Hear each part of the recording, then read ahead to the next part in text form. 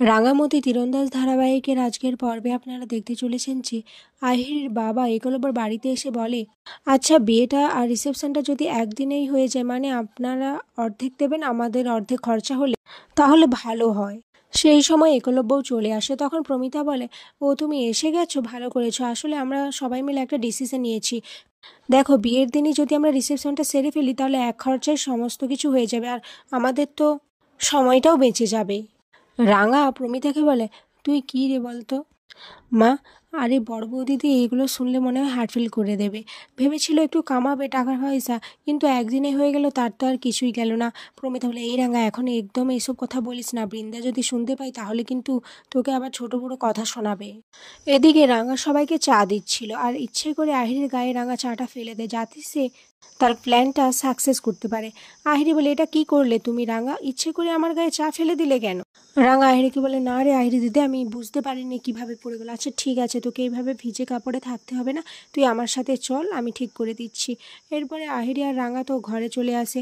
আহিরি ফোনটা রেখে ওয়াশরুমে যায়, আর সেই সুযোগেই রাঙা আহিরির ফোন থেকে একলব্য সেই ছবি ভিডিওগুলো সব কিছু ডিলিট করে দেয়। একলব্য তার ঘরে চলে এসে রাঙাকে দেখতে বলে, এ কি, তুমি এখানে কেন?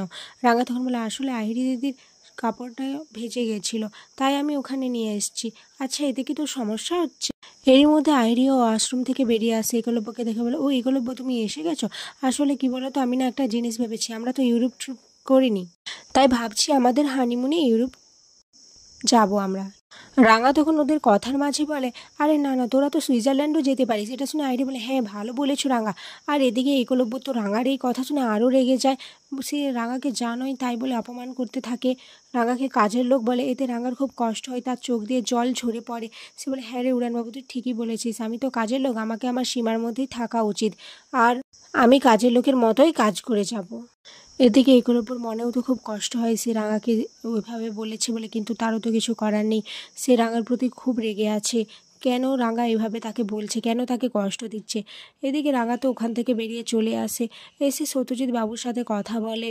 সত্যজিৎ বাবু রাঙাকে বলে, দেখো রাঙা, এভাবে আমরা কিছু প্রমাণ করতে পারবো না, কারণ আহিরি খুব চালাক, তাই আমাদের আরও প্রমাণ জোগাড় করতে হবে, আহিরির মুখ দিয়ে স্বীকার করাতে হবে। রাঙা তখন বলে, সামনেই তো বিয়ের অনুষ্ঠান, তার আগে আমাদের যা করার করতে হবে, আহিরি দিদিকে আমাদের ধরতে হবে। সত্যজিৎ বাবু বলে, হ্যাঁ কিন্তু তোমাকে তো ওর মুখ দিয়ে সমস্ত কিছু স্বীকার করাতে হবে রাঙা, সেটা কি তুমি পারবে? রাঙা তখন বলে, হ্যাঁ আমি পারবো, আমি উড়ানবাবুর আর আহিরি দিদি সেই সমস্ত ভিডিওগুলো যেগুলো দিয়ে আমাকে ব্ল্যাকমেল করেছিল ওগুলো সবই ডিলিট করে দিয়েছি, তাই চাইলেও ও আর আমাকে ব্ল্যাকমেল করতে পারবে না। আর এখানে আজকের পর্ব শেষ হয়েছে।